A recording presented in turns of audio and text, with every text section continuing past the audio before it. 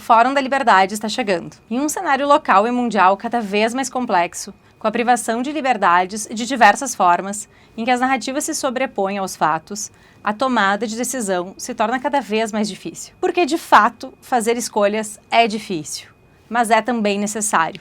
Elas geram consequências que moldam o presente e o futuro. O Fórum da Liberdade de 2025 é um convite para a reflexão, para o aprofundamento e pensamento crítico. Fórum da Liberdade, coragem para escolher.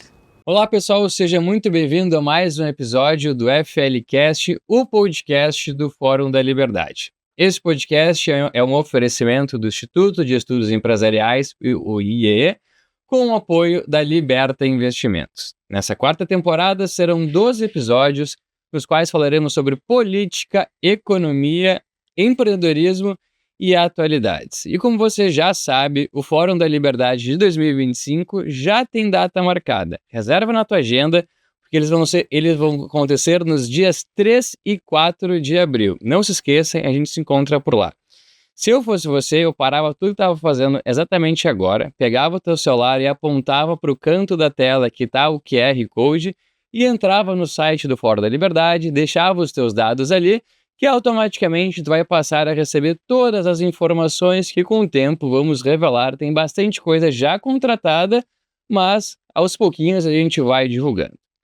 Nesse episódio de hoje a gente vai falar sobre economia e eu vou ter o grande prazer de ter comigo na bancada o associado Henrique Trevisan. Fala aí, Henrique, tudo bem contigo, cara? Boa tarde, Matheus, tudo certo? É um prazer estar nessa temporada aqui do FLcast. Então, para a gente conversar sobre o episódio de hoje, que é o tema Transição Energética, o maior desafio da humanidade, a gente tem aqui na bancada para conversar conosco o Maurício Kotka, que é CEO da Biosoluções. Seja muito bem-vindo, Maurício. Muito obrigado por ter aceito o nosso convite. Eu que agradeço, Matheus, Henrique. É um prazer estar aqui com vocês hoje, poder falar de um tema que é extremamente complexo, né? Sem ter a pretensão de dar nenhuma solução, mas poder contar um pouquinho do que a gente faz e de como a gente enxerga esse desafio que é tão grande. Então, agradeço aí a oportunidade. A gente agradece. Maurício, vai ser uma honra te ouvir falar sobre esse tema e acho que para começar contextualizando para todo o pessoal, te apresentar assim quem é o Maurício, qual a tua relação até com o setor, o que é a própria Bio, acho que é um bom ponto de partida para a gente começar essa conversa. Não, perfeito, Henrique. Bom, eu sou Maurício Kotka, eu sou diretor, estou como CEO da Bio. A Bio é uma empresa que se dedica à produção de biometano, que é um gás renovável que nós produzimos a partir de resíduos orgânicos. A Bio ela é uma entidade, uma empresa controlada pela IB Capital e co-controlada também pela Sebgas Kotka, que é a empresa de onde eu venho. Sou engenheiro civil, né, e há em torno de 10 anos eu entrei para esse ambiente aí do biogás, do biometano, pensando muito no desenvolvimento de soluções de geração renovável, especialmente aproveitando o que o nosso setor agropecuária, a nossa agroindústria gera como resíduos. Uhum. Então, basicamente é isso que a gente faz. E lembrando ou trazendo informação, né, que o biometano ele é um gás equivalente ao gás natural. Só que ao invés de ser fóssil, naturalmente, ele é renovável, né? E esse é o espaço que a gente vem construindo aí para esse combustível que é novo no país. De certa forma, ele é razoavelmente novo no mundo todo, né, enquanto opção industrial, mas que se encaixa dentro das estratégias aí para esse desafio grande de fazermos essa transição, né? Boa. Perfeito, Maurício. Acho que pra gente começar essa conversa, tu já introduziu aí o conceito do biometano, acho que é super importante a gente explorar isso também ao longo do papo, mas começando do começo, talvez conceituar assim pro pessoal o que é a matriz energética, por que ela é tão importante e por que de fato ela vem se tornando cada vez mais relevante recentemente. Sem dúvida. Bom, primeiro, matriz energética é a soma de todas as fontes de energia de todas as naturezas, né? Isso pega desde o petróleo até as hidrelétricas, de uma maneira ampla, todas as fontes que produzem a energia que uma determinada nação consome, em todos os seus fins. Essa é a matriz energética. Então, dentro da matriz energética, nós temos tanto os combustíveis que vão para o transporte, como também todas as fontes que se dedicam à produção de energia elétrica. Outra coisa é a matriz elétrica, que, como o nome diz, são especificamente aquelas fontes, a soma das fontes que se destinam à produção de eletricidade. Então, em outras palavras, a matriz elétrica está dentro da matriz energética, entendendo que a matriz energética ela é mais ampla. Certo. E com relação à relevância desse tema, isso está diretamente conectado com as nossas mudanças climáticas e os desafios que nós temos para conter e para cumprir, né, conter o aquecimento global e cumprir com as metas do Acordo de Paris. Isso porque a matriz energética global é a maior contribuinte, vamos pôr dessa forma, para as emissões. A maior parte das emissões de gases de efeito estufa vem da geração de energia nas suas diferentes formas. Em termos globais, isso, naturalmente. Perfeito. E até sobre isso, acho que o pessoal deve estar se perguntando por que a transição energética é o maior desafio da humanidade. Acho que tem relação assim com o que tu já vem comentando, até mencionou o Acordo de Paris. A gente poderia ser legal a gente começar falando desse desafio para a gente explorar depois as formas, os caminhos que ele vai tomar. Ele é um desafio bastante grande, se não enorme, porque nós somos extremamente dependentes, nós enquanto sociedade, enquanto humanidade, dos combustíveis fósseis, né? Então, a matriz energética global hoje, ela ultrapassa 80% das suas fontes vindo de combustíveis fósseis. Nisso a gente inclui o petróleo, fundamentalmente, o carvão, que ainda é extremamente significativo dentro dessa conta, Sim. E o gás natural, né? Então, isso hoje, a nível mundial, são mais de 80% da geração da energia.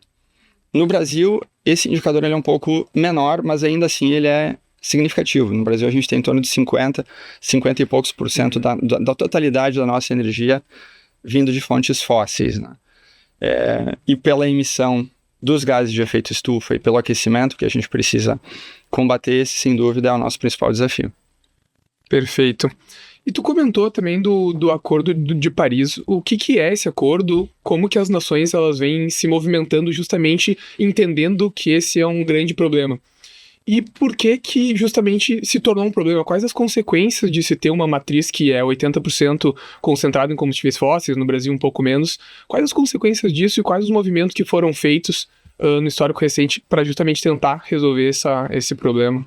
Bom, se a gente olha para uma perspectiva histórica, as consequências inicialmente e seguem sendo também positivas, né? Então, foram os combustíveis fósseis que, de uma maneira ou de outra, permitiram a Revolução Industrial, lá no início, muito com carvão, né? Fundamentalmente com carvão.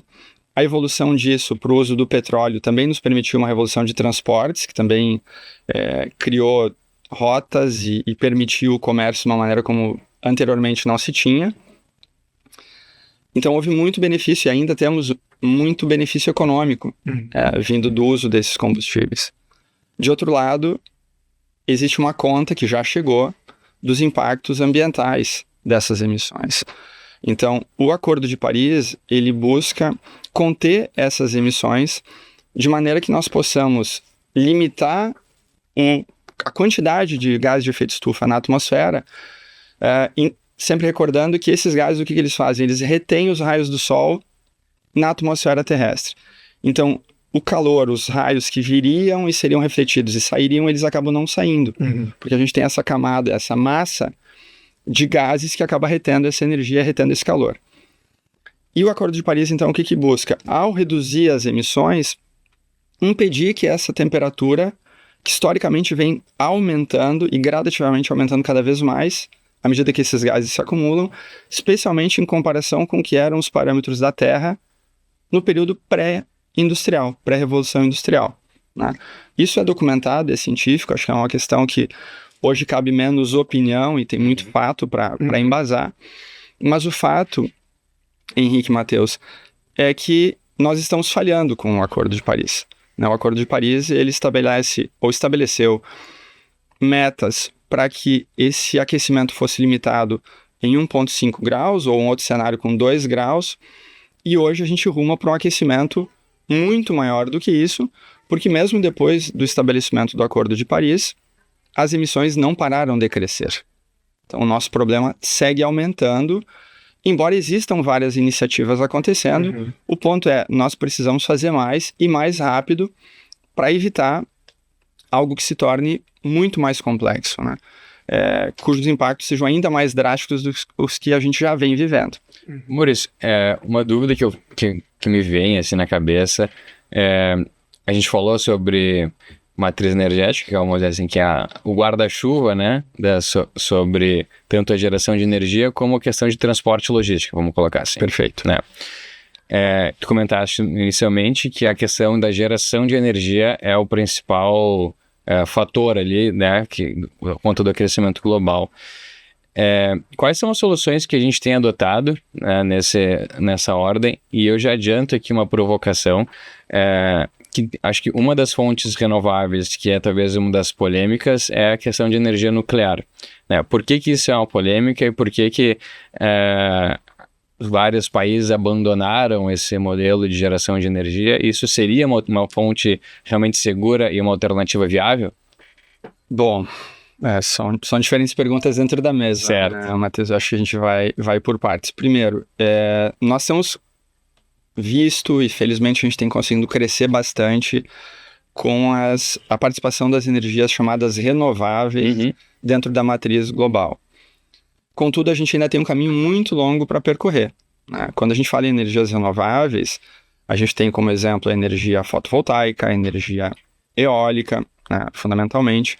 O Brasil é um país que tem uma tradição e uma geração muito grande hidroelétrica. Claro que a geração hidroelétrica ela é limitada às particularidades geográficas de um lugar, né? Tu depende de ter aquele volume de água, tu depende de ter características aí de topografia para utilizar. E tem questão da intermitência também, né? Exatamente. E aí, um dos primeiros grandes desafios que a gente tem, talvez também uma das grandes oportunidades, é poder trabalhar a armazenagem dessa energia. Falando sempre de energia elétrica, né? Porque o fotovoltaico, ele obviamente tem essa característica de ser gerado quando nós temos a luz solar, e o eólico também não é contínuo. Né? Sim. O Brasil, ele é um país que é extremamente abençoado sobre essas duas perspectivas. Né? Então a gente tem um grande potencial de geração eólica, um grande potencial de geração fotovoltaica, em que pese a gente precisar muito investimento para melhorar a nossa infraestrutura de distribuição, de transmissão, Sim. e também investir em armazenagem, algo que o mundo inteiro ainda está buscando soluções mais viáveis e felizmente elas estão começando a aparecer. E eficientes também, né? Porque existe, mas hoje é pouco eficiente. Agora, quando me pergunta sobre a energia nuclear, e aí acho que é uma questão ainda mais complexa, talvez, porque ela envolve diferentes aspectos, né? E hoje, inclusive, geopolíticos, né? Quando a gente tem, por exemplo, uma questão, como a gente tem o que está acontecendo na Ucrânia, com a maior central nuclear da Europa sendo um alvo de um ataque. A própria questão do Irã, né? As pessoas não sabem se estão enriquecendo, para fins militares, enfim, tem toda essa incógnita envolvida. Né? Perfeitamente.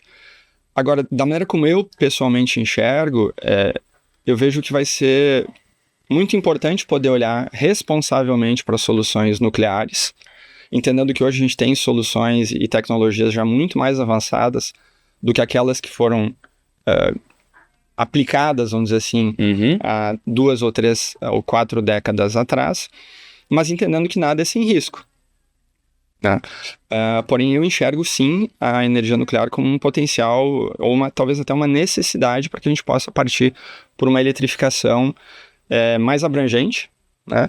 Inclusive substituindo alguns dos fósseis nos combustíveis através da eletrificação, mas fundamentalmente reduzindo a nossa dependência de carvão. Né? Perfeito. No globo de maneira geral. A China é extremamente dependente do carvão, né? E a China representa... Você também, né?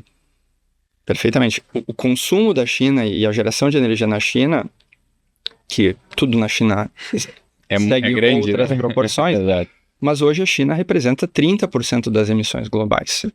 Tá? Então isso é muita coisa. Né? E da geração de energia na China, 50% está calçada no carvão. Né? Então isso é uma coisa muito expressiva. Sim, tu até comentou, né, Maurício, que o Brasil ele é um país abençoado em termos naturais para justamente conseguir ter geração de energias renováveis, mas nem todos os países têm, talvez, essa bênção. E quando a gente fala de matriz energética global, o clima no Brasil ele vai mudar da mesma forma que vai mudar na Europa, na Ásia e nos demais países. Então, o Brasil, ele tem essa situação. Mas esses outros países, como a própria China, talvez eles não tenham essa bênção e não tenham, talvez, a questão da água para ajudar. Como é que esses países podem lidar com essa situação?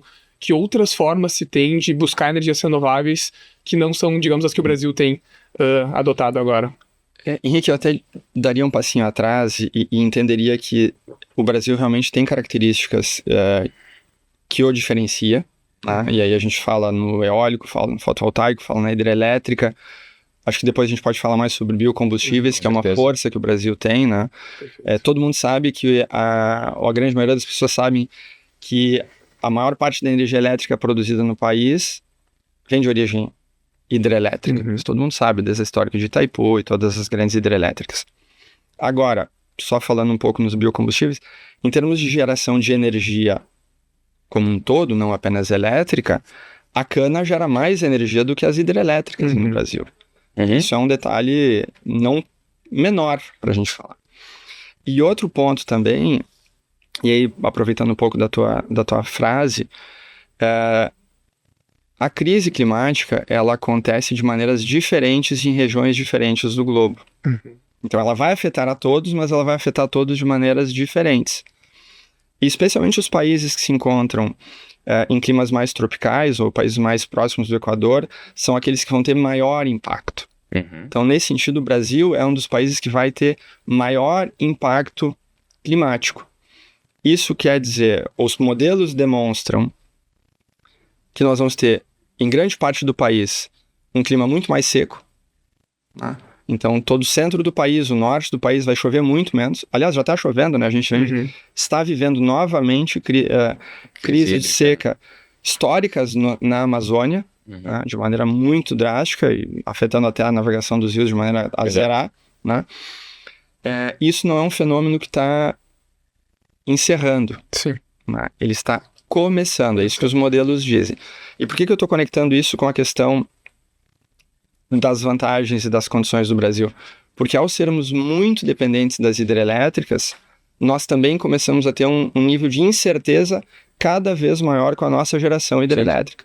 Sentido. E isso também nos deve colocar numa situação de alerta e de fortalecimento das outras fontes para que a gente possa encontrar esse balanço, né? Haja visto que, embora temos tanta geração renovável no país, nós temos acionado mais do que gostaríamos as térmicas para completar uma geração que de uma outra forma estaria faltando. Ainda assim, tu me fizeste uma pergunta sobre como que os outros países podem, né? Eu vejo que a gente tem uma trajetória bastante árdua para realmente conseguir virar essa chave e tornar o globo net zero, ou com zero emissões, como é a nossa necessidade. E isso faz com que cada país, cada situação tenha que fazer uma análise daquilo que, em termos de sua tecnologia, da sua aptidão, da sua condição geográfica e por vezes até a geopolítica, permite. Né? Sem dúvida nenhuma, em maior ou menor grau, fotovoltaico e eólico tem que crescer. Né? Tem que crescer. Quando eu digo maior e menor grau, é porque, evidentemente, um país que tem mais sol vai ter uma eficiência maior do aproveitamento dessa fonte. Mas isso está presente em todos os lugares em maior ou menor grau. Né? A energia nuclear, que foi a provocação do Matheus antes, eu também acredito que deve se encaixar, embora não dentro de uma visão de renovável, mas compondo essa mudança, essa transição dos fósseis, né? Dado que a gente consegue limitar muito essas emissões. Então, mais ou menos essa seria... E Maurício, assim, o Brasil é extremamente bem posicionado, como tu mencionaste, até pelo tamanho do país que é, né? Geograficamente falando, assim, né? Consegue, de um lado, se a gente tem problemas hidrográficos que dificultam a geração de uma hidrelétrica, do outro lado tem muito sol que a gente pode ser beneficiado por uma geração fotovoltaica, tem muitos ventos ao sul que a gente pode ser beneficiado por uma geração eólica, e eu acho que fizemos bons investimentos em energia, em transmissão de energia ao longo do tempo, né? Em linhas de transmissão, que eu acho que como tu comentaste ainda, talvez carecemos, né, que poderia ter mais ainda, mas digo, e países que não têm esse benefício, sabe, pega a Argentina, Uruguai, talvez o Chile é bem extenso, mas países aqui na América do Sul, sem contar na Europa, que são países muito menores em termos de extensão geográfica, como é que fica para eles esse tipo de situação, né? Sim, sem dúvida, o desafio é enorme, né? O desafio é enorme. Quando a gente pega uma economia desenvolvida como a Itália, ela é extremamente dependente da geração elétrica, de eletricidade a partir do gás natural. Pois é. Né? Que hoje, até pelo contexto geopolítico, se transforma num problema de outra Então, natureza. acho que seria viável a gente pensar em exportação de energia como uma das pautas relevantes para o Brasil, seja via, sei lá, um possível, estou fazendo um brainstorming aqui, mas realmente um cabo de transmissão de energia que atravessasse o oceano. Acho que isso seria um dia viável, economicamente falando? Eu acho que a gente tem alguns desafios técnicos daí, mas eu vejo que há uma onda de novos combustíveis lá, ainda em desenvolvimento, sob uma perspectiva de plenitude comercial, mas é onde se encaixa o hidrogênio verde, é onde a gente pode encaixar outros combustíveis líquidos e que tenham esse potencial de viajar. Certo. Né? E esse é o grande desafio, né? Eu acho que esse sim é o grande desafio. Né? E é também uma grande oportunidade para o Brasil. É uma grande oportunidade para o Brasil. Claro que o Brasil requer muito investimento em infraestrutura, requer acelerar mais a regulamentação, requer se integrar um pouco mais. Né? O mercado de carbono é algo onde o Brasil está bastante atrasado, querendo aprovar alguma legislação já há algum tempo. Isso pode destravar várias oportunidades para o país, em diferentes setores. Mas, realmente, nós temos um potencial muito privilegiado. Cabe a nós conseguirmos aproveitar isso e começar fazendo o tema de casa. Né? Começar a fazer o nosso tema de casa. Acho que seria legal, Maurício, explorar um pouco do porquê que o Brasil tem esse grande potencial. O Brasil, todo mundo sabe que é um país muito forte no agro, a gente já comentou antes da questão da cana-de-açúcar, e como que o Brasil pode usar já essa força, que já é conhecida do agro, para justamente também se tornar uma potência, ou aproveitar esse potencial que se tem nesse tópico da energia, da matriz energética. Eu acho que de diferentes maneiras, né? Eu vejo que, à medida que a gente vai fortalecendo essa nossa matriz e investindo em novas fontes, né? E quando eu digo novas, são mais recentes, pelo menos. À medida que a gente tenha mais geração eólica, mais geração fotovoltaica, a gente tenha mais energia disponível, nós podemos fortemente nos posicionar como produtores, por exemplo, de hidrogênio verde com custo energético mais baixo do que em outros lugares que tem todas essas outras dificuldades. Esse seria só um exemplo. Agora, eu sempre penso, pessoal, que a gente deve começar fazendo tema de casa. Então, por exemplo, hoje a gente tem uma discussão muito grande sobre as rotas de transição para o transporte e, invariavelmente, se fala em eletrificação e carros elétricos. E há uma grande tendência de que isso venha a acontecer em maior ou menor velocidade. Mas existe um conjunto muito grande de elementos interligados nisso aí. Né? Então, todo mundo sabe que a China é um grande produtor de carros elétricos. Certo. Mas entre nós, rodar com um carro elétrico na China não faz muito sentido, né? Não está contribuindo em muita coisa dentro do nosso contexto de descarbonização, se essa energia vem do carvão, no final das contas. É totalmente tapar o sal com a peneira, né? Exatamente. Então, eu vejo que para o Brasil, e acho que, e não é uma questão de ser a favor ou contra, mas eu vejo que o Brasil tem uma indústria automotiva já bastante desenvolvida. Nós temos soluções de combustíveis, e aí o etanol, nós temos o biodiesel, nós temos outros combustíveis, biocombustíveis sendo desenvolvidos hoje, que é uma riqueza que o Brasil tem. Então, eu pessoalmente entendo que faz muito mais sentido para nós, no Brasil, trabalharmos conceitos de híbridos, que tragam essa visão, se é mais leve ou mais intensa de eletrificação, mas associado ao uso dos biocombustíveis que nós produzimos. Legal. Né? Eu acho que isso fortalece diferentes camadas produtivas dentro do país, não apenas o agronegócio, mas aproveita toda uma base instalada de autopeças, de indústria automotiva, com tecnologias que são nossas, que podem ser exportadas, inclusive, e que estão alinhadas com a nossa infraestrutura. Porque ao pensarmos em converter o uso dos nossos combustíveis em eletrificação, tanto precisaremos produzir muito mais energia e resolver questões como intermitência e distribuição, como também a gente precisa criar todos os postos de abastecimento para esses caras. Que já é o gargalo nos Estados Unidos também, né?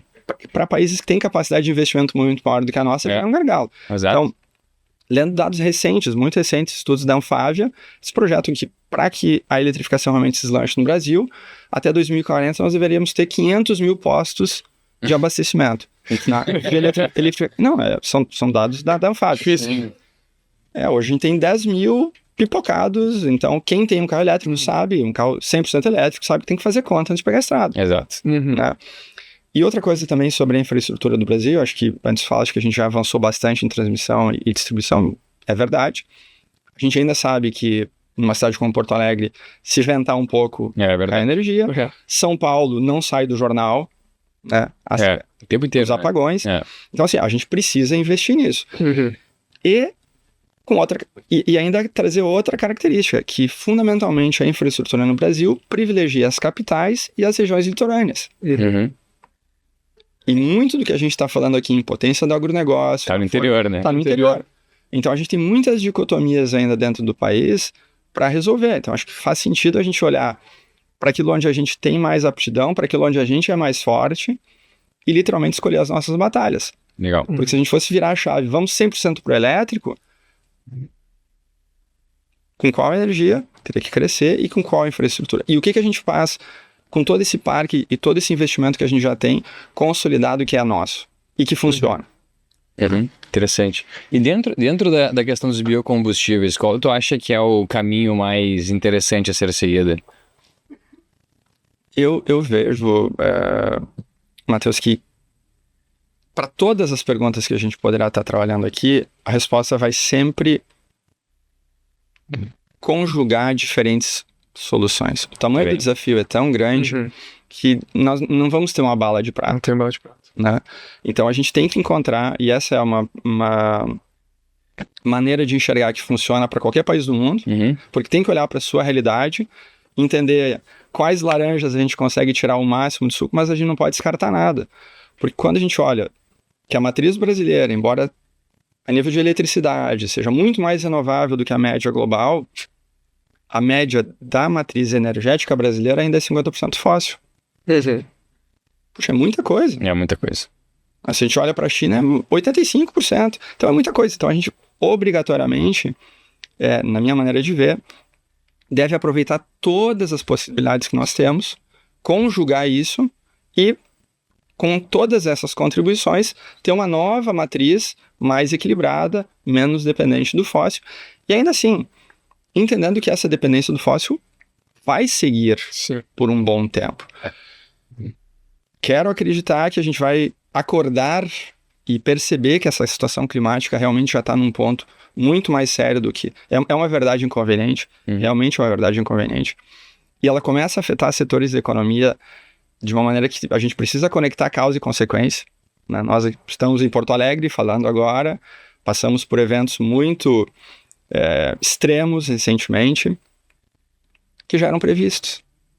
Já havia modelos que indicavam que o Rio Grande do Sul, que é a região sul do Brasil, ia ter um acúmulo maior de chuva. Isso vai seguir acontecendo. Então, é uma escolha nossa entendermos que isso é assim e nos prepararmos para isso e mudarmos, né, as nossas emissões e todo esse problema que é super complexo e não se resolve da noite para o dia. Mas toda a caminhada precisa dos primeiros passos, né? Então, nisso a gente precisa ser mais efetivo. Perfeito. E dentro da linha dos biocombustíveis, assim, até conectando um pouco com a pergunta do Matheus, tu mencionou o biodiesel e o etanol, que talvez sejam os que as pessoas mais conheçam, o etanol até da continha do posto. Mas tem outros biocombustíveis que também podem ser protagonistas, que o Brasil tem um potencial de geração e que a gente pode usar dentro dessa cesta de soluções que vão ajudar a nossa transição energética? Sem dúvida. Eu penso que, primeiro, o próprio etanol hoje a gente já tem no Brasil uma produção expressiva do que se chama de etanol de segunda geração, que é gerar etanol a partir de algo que nem é primário, né? Então a gente tem plantas no Brasil hoje de etanol de segunda geração, junto de plantas de primeira geração. Então, primeiro só conceituar. Primeira geração é o quê? Pega uma planta de etanol de cana, ela vai lá, moe a cana, Uhum. daquele caldo ela gera etanol, certo? O etanol de segunda geração, ele aproveita esse bagaço que sobra para gerar etanol daquilo também, Entendi. né? Então essa é a segunda geração. A gente tem um espaço grande, Henrique, para crescer, por exemplo, no etanol de segunda geração. Nós temos combustíveis de aviação, nós temos o SAF, que também pode ser produzido a partir de biocombustíveis. Isso pode ser um grande mercado para se abrir para o país. Uhum. Nós temos o biometano, que eu falei no início, Uhum. que é um gás, que é algo que é renovável e que entra, que a gente chama de drop-in, já existe equipamentos, motores, veículos prontos para receber esse tipo de combustível, sem que tu precise fazer uma mudança muito expressiva nas tuas cadeias, né? Isso tudo são potenciais enormes que o país tem. Sim. E esse biometano, ele é extraído da onde? O biometano, ele deriva do processo de biodigestão. O que é a biodigestão? É quando a gente tem a degradação, a decomposição de matéria orgânica num processo controlado por bactérias. Então é um processo totalmente biológico. Uhum. Tá? Então elas pegam a matéria orgânica, consomem e ao consumi-la, elas Gera o emitem o gás. Esse gás, o biometano, ele deriva dessa biodigestão, da biodigestão, e sem querer entrar muito num tecniquez aqui, Sim. né? A gente tem o biogás ele é um gás ainda chamado de bruto, porque ele é em torno de 50, 55, 60% metano, que é o gás combustível. Certo. Quando a gente passa por um processo de refinamento, de purificação, aí nós temos um grau de pureza bastante elevado, equivalente ao gás natural, e ele é a mesma molécula, né? Então aí a gente consegue fazer uma troca direta. E o gás, e aí eu estou falando gás em geral, né, mas fundamentalmente o biometano, mas até o gás natural, são alternativas muito significativas para a gente substituir o diesel. Uhum. Em termos de... não sei se eu vou falar a palavra certa agora, mas em termos de calorias, ele é igual ao gás natural ou tem uma Sim, diferença? ele é muito semelhante ao gás natural e a gente consegue medir pelo poder calorífico isso. Poder calórico. Essa palavra que eu fiquei com medo de arriscar aqui. Não, isso mesmo a gente consegue. Então, isso tudo é regrado pela ANP. É uma coisa... E a gente olha muito para o transporte rodoviário, né? O Brasil, especificamente, é um país rodoviário. O nosso modal terrestre é fundamentalmente rodoviário.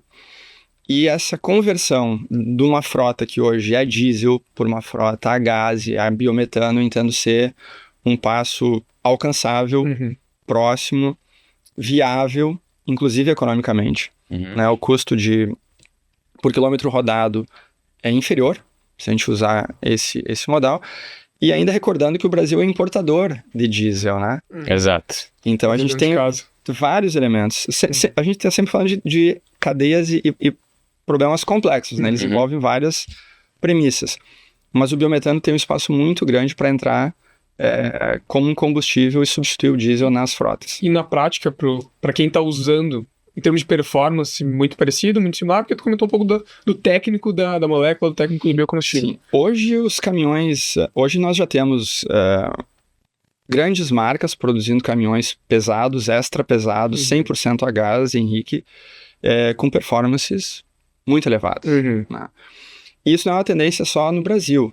Né? Se a gente olhar, lendo recentemente aí dados da China, a China passou de 2022, em 2022, em torno de 9% dos caminhões da China vendidos novos eram a gás. De 2022 para 2023, esse número passou de 9% para mais de 40%. É um belo crescimento. É um belo crescimento em um ano. Evidentemente, cada país vai ter um olhar sobre essa questão, motivadores econômicos distintos dentro das suas próprias matrizes, o que importa. Mas para nós, enquanto Brasil, que somos importadores de diesel e temos um grande potencial para produzir biometano, inclusive para aproveitar o próprio gás natural. O Brasil pode até aproveitar mais gás natural do que está aproveitando hoje, né? E isso é uma alternativa viável para o diesel. Entendendo que também temos o biodiesel. Sim. Também tem uma capacidade de fazer na mistura do diesel um papel semelhante ao que o etanol vem fazendo na gasolina. Sim. Né? Então, acho que essas são fortalezas que o país tem e que deve incentivar, deve utilizar, até para depender cada vez menos de elementos externos, né? e para que a sua produção interna também seja uma produção cada vez menos carbonizada, com uma taxa menor de emissão. Porque isso também vai ter um valor no mercado externo, né? Então a gente também pode encontrar isso como um valor. E o biometano ainda tem essa questão interessante, que a origem dele é quase como se fosse de um resíduo da produção de cana ou até dos resíduos sólidos urbanos, de algo que possivelmente não seria usado para nada produtivo e pode justamente virar essa energia, esse biocombustível que tem todos esses potenciais. Então, como é que tu vê assim, como que a gente pode explorar esse potencial? Qual setor, se é de fato do agro, onde mais tem, onde a gente consegue explorar, se é de fato talvez desses resíduos sólidos urbanos, e se a gente tem algum tipo de exemplo em outros países do mundo que possa traçar, de certa forma, um caminho para o Brasil seguir, supondo assim, essa ótica do biometano, assim, se a gente escolhesse essa fonte para focar, como é que a gente faria? Perfeito. O biometano, ou biogás, vamos falar dessa forma, né? Ele depende das matérias orgânicas. E a nossa maneira de olhar, pelo menos a nossa empresa na Bio, é sempre olhar isso a partir dos resíduos. Porque, como tu falaste, Henrique, é de certa forma um rejeito, algo que sobrou de outros processos, então ele está lá. Dessa forma, a gente consegue resolver dois problemas. Um ambiental do tratamento do resíduo, né, da melhor disposição desses resíduos, e converter isso num combustível renovável. O Brasil tem grandes potenciais para a produção de biogás e, por consequência, do biometano. O setor que tem um maior volume de resíduos disponíveis é o setor sucroenergético, que é a produção do etanol, que é a produção do açúcar, Sim. de onde nós temos grandes volumes bastante expressivos, uma disponibilidade muito grande de resíduos e uma aptidão para transformá-los em biogás. Algumas das plantas com as quais a gente trabalha já tem uma capacidade diária de produzir, em equivalência energética, algo em torno de 100 mil litros de diesel por dia em biometano. Caramba! Né? Usando resíduos apenas. Sim. Né? Usando resíduos apenas, coisas que não estariam sendo, que hoje não tem esse aproveitamento. Pois, isso até gera receita para a empresa, né, do sucroalcooleira, né? Com toda certeza. Para toda uma cadeia, né? Pois é. Inclusive dentro da cadeia sucro energética, a substituição da frota interna já é um baita de um negócio, né? Dado que o diesel é um dos principais elementos de custo da produção do etanol e do açúcar, né? Porque são áreas muito grandes. Pelo transporte. Pelo transporte, exatamente. Transporte, colheita. Além do sucro energético, nós temos também os aterros sanitários, onde a gente pode fazer uma coleta o RSU, fundamentalmente. Entendendo que o Brasil ainda tem muito a caminhar em termos de saneamento, né? Em termos de coleta, em termos de separação. Ainda somos um país que tem um número muito grande de lixões, onde a gente não consegue nem aproveitar nada desses recursos. Os aterros, né? E lixão é aquilo que é antes do aterro, né? O aterro é uma solução já muito mais avançada do que o lixão. Mas na Europa nem aterro é possível mais. Os próprios aterros já não são mais permitidos, né? Mas dos aterros a gente consegue capturar esse biogás. E temos toda uma cadeia de processamento, vamos dizer assim, da agroindústria, onde entram frigoríficos, até plantas de biodiesel têm resíduos que podem ser transformados em biogás, e de grande maneira, toda a cadeia de produção de alimentos. Né? Então a gente também tem um terceiro filão, e é onde, por exemplo, a Bio mais foca, que são nesses resíduos gerados pela agroindústria. Né? Além disso, nós ainda temos um potencial que aí requer um pouco mais de desafio estrutural no Brasil, mas é na produção primária. Né? Então a gente estaria falando dos dejetos animais que estão dentro das fazendas, dentro das granjas produtoras de suínos e aves, por exemplo. O potencial é muito grande. Né? Tu tens ideia do tamanho desse mercado? Olha, os dados da Biogás, eles indicam que o Brasil pode vir a produzir, utilizando desses potenciais, especialmente desses 3 primeiros grupos que eu falei, um volume até de 12 milhões de metros cúbicos por dia de biometano. Em torno de, arredondando aqui, um pouco mais de 10 milhões de litros de diesel equivalente por dia. Isso coloca o Brasil entre os principais players do mundo? Em biometano, sem dúvida nenhuma. O potencial tá ali. A gente só precisa saber aproveitar. Sim, tem um potencial muito grande aí. E de novo, entendo que o caminho do transporte é uma veia muito importante para isso. Também perguntaste antes, Henrique, quais países estão mais envolvidos, né, nesse segmento. A Europa realmente investiu mais e mais cedo em plantas de biogás. Tá? Em torno de 15 a 20 anos atrás começou um movimento bastante grande na Alemanha, depois seguido pela Itália, e hoje é uma condição praticamente todos os países da Europa Ocidental, muito focado nos resíduos hoje, né? Entendendo que também o biogás pode ser gerado do que a gente chama de culturas energéticas, que é produzir algo, cortar e alimentar o biodigestor. Eu entendo que o Brasil ainda tem um potencial muito grande de resíduos, que são, de certa forma, de custo muito mais baixo, antes de entrar na plantação de algo especificamente para isso. E o que precisa para a gente conseguir colher esse potencial? É tempo para que a gente consiga fazer esses investimentos? Eventualmente, o maior desenvolvimento de um mercado de crédito de carbono? O que precisa, assim, para a gente conseguir virar esse grande player do mercado de biometano no mundo? Algumas medidas já estão em linha, já vem acontecendo, né? Então, o Brasil recentemente teve a aprovação de uma lei chamada Combustível do Futuro, que não é especificamente para o biogás e para o biometano, mas é também para o biogás e para o biometano, e pega, em linhas gerais, todos os nossos biocombustíveis e cria caminhos de desenvolvimento para combustíveis novos, né? Especificamente para o biometano, começa a ser criada um percentual mínimo de injeção de biometano nas redes de gás natural. Isso começa a puxar uma demanda de uma forma um pouco mais estruturada, e é um passo nessa direção. Outros passos já vinham sendo dados anteriormente, desde o início com a regulamentação, né, o reconhecimento do biometano como um combustível, já há vários anos pela ANP, ou alguns anos pelo menos. O estabelecimento do programa RenovaBio, onde o biometano também se enquadra, né, que é uma política de combustíveis, de biocombustíveis do país. Mas o Brasil tem, por característica, ter custos de implementação de projetos bastante elevado. Então, o CAPEX no Brasil ele é sempre bastante relevante. Né? A gente é uma economia ainda um pouco fechada, e muitas dessas soluções requerem equipamentos que lá fora já estão mais disponíveis. Sim. Então, isso tudo vai agregando tanto para o custo Brasil, quanto para os processos de aceleração. Né? Mas hoje são tecnologias totalmente consolidadas, no Brasil mesmo com plantas funcionando em regime industrial já há vários anos. É uma questão da gente cada vez conhecer mais esse potencial e encontrar um modelo econômico para isso. Os mercados de carbono, eu acho que são uma necessidade do país se alinhar. Isso tende a ser uma oportunidade global que o Brasil precisa estar inserido, por conta de todas essas fortalezas que nós temos. Né? E nisso acho que a gente poderia estar um pouco mais avançado em termos de regulamentação e mais integrados. Né? Certo. Perfeito.